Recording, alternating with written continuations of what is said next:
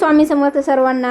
कोकणामध्ये अनेक प्रकार केले जातात, त्यातलाच एक प्रकार म्हणजे पारंपरिक पद्धतीचे मऊ लुसलुशीत आणि पटकन पोट भरणारे जाळीदार घावणे आणि चटणी आज आपण बघणार आहोत। घावण्यासाठी आपण इथे तांदळाचं पीठ घेतोय।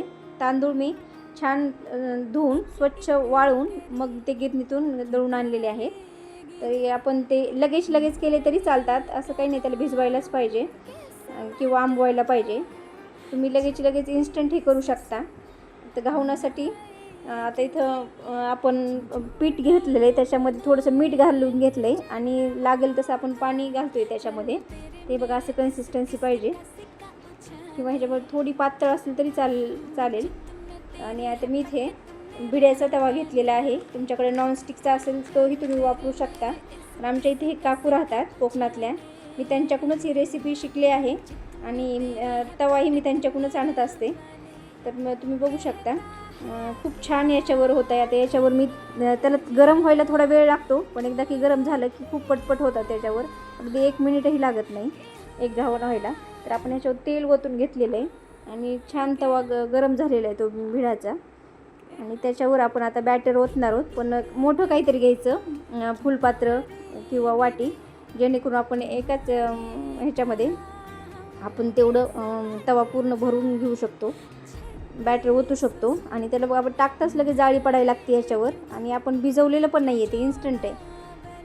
आणि बघा 1 मिनिट परत त्याला झाकण ठेवायचं आहे, आणि आपण बघू शकता खूप छान असा खाली अजिबात चिकटलेलं नाही आहे, खूप छान असं आपल्याला ते घावण निघलेलं आहे, तुम्ही बघू शकता हे बघा। आणि आता थंड व्हायला ते साईडला ठेवायचं आहे आणि मग दुसरं टाकून घ्यायचं आहे, तोपर्यंत हे थंड होतं। आणि थंड झाल्यावर आपण त्याची अशी त्रिकोणी घडी घालून ठेवायची आहे, कारण की गरमात गरम घडी घातली तर ते एकमेकाला चिकटतात। तर थोडं थंड झाल्यावर ह्याची घडी घालून ठेवायची। आता आपण नारळाची चटणी करणार आहोत त्याच्यासोबत घेण्यासाठी। तर तुम्ही बघू शकता आपण चटणीसाठी नारळ ओलं फोडून घेतलेलं आहे, आणि त्याच्यामध्ये आपण घेणार आहोत त्या भांड्यामध्ये मिक्सरच्या एका कोथिंबीर घेणार आहोत, नारळाचे तुकडे, कोथिंबीर, कढीपत्ता, हिरव्या मिरच्या तुमच्या चवीप्रमाणे घ्या, कमी जास्त करू शकता तुम्ही, थोडे शेंगदाणे, आणि थोडीशी भिजलेली डाळ घेतलेली मी हरभऱ्याची। तुम्ही इथं डाळही यूज करू शकता, पण मी भिजलेली डाळ घेतलेली, एकदम किंचित घ्यायची, जेणेकरून आपल्या त्या बॅटरला घट्टपणा येतो आणि चव पण येते। थोडीशी साखर टाकायची आहे, एकदमच थोडीशी, आणि चवीप्रमाणे मीठ टाकायचं आहे।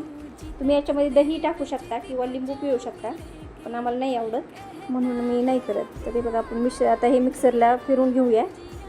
चटणी तर सर्वांना येतेच, पण तरीही आपण हे बघू शकता हे बॅटर चटणी झालेली आहे छान आपली तयार, आणि आपण काढून घ्यायचे। थोडंसं घट्ट झाली तर पाणी ओतून घ्यायचं आहे, आणि आपण इथे आता फोडणीची तयारी करून घेतो आहे।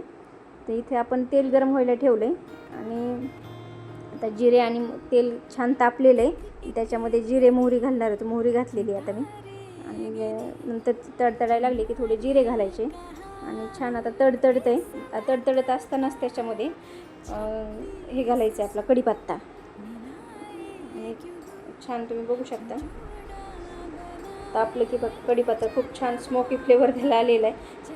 आता आपण हे वाटणात ओतून घेऊया, आणि थोडंसं झाकण ठेवायचं आहे, जेणेकरून तो जो धूर असतो त्याने त्याला आणखी छान फ्लेवर येतो। आणि 1 मिनिटानंतर काढायचे आणि छान मिक्स करून घ्यायचे, आणि अशा प्रकारे आपली छान बघा तुम्ही बघू शकता खूप छान चटणी तयार झालेली आहे। आणि आता तुम्ही सर्व करू शकता, आणि तुम्ही बघू शकता आपले घावणं आणि चटणी तयार आहे। नाश्त्यासाठी फटाफट 5च मिनिटात करता येईल असा पारंपरिक पद्धतीचा जाळीदार घावण आणि चटणी।